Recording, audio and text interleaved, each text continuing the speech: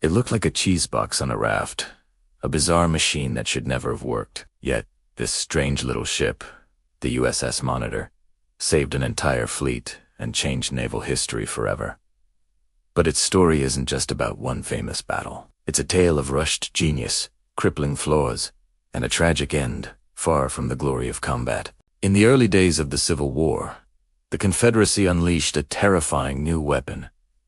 The ironclad CSS Virginia. It was a monster, shrugging off cannonballs as it smashed through the Union's wooden ships.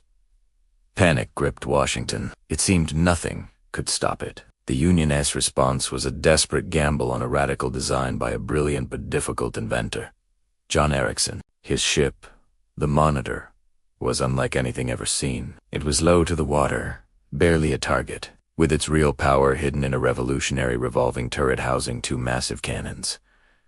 Essentially, it was a floating gun platform. In an incredible feat of engineering, it was built in just 100 days. It had to be. The Virginia was threatening to sail right up to the capital. On March 9, 1862, the two ironclads met in a brutal, 4-hour slugfest. Cannonballs that would have splintered any other ship simply bounced off their iron hulls. The battle was a draw, but it was a huge strategic victory for the Union. The Virginia was stopped, the fleet was saved, and the age of wooden warships ended in a single afternoon. The Monitor became a legend, but the very things that made it revolutionary also made it dangerous. Designed for calm harbor waters, it was horribly unsuited for the open ocean. Its deck was only 18 inches above the waterline, making it incredibly vulnerable to rough seas. The crew lived in cramped, poorly ventilated conditions, a constant struggle against heat and fumes. Despite these flaws, in late December 1862, the Monitor was ordered south, as it was being towed off the treacherous coast of Cape Hatteras.